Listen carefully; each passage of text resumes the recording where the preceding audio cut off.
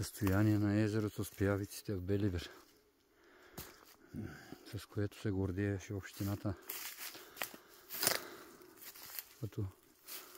където хората години са се лекували от България и от Европа.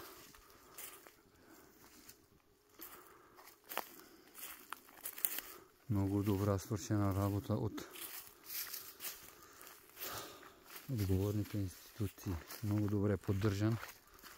Всеки може да дойде да се попари с копривите вътре. Много добре защитен.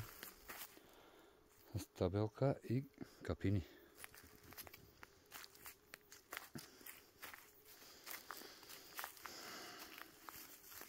Това е състояние. Прекрасно.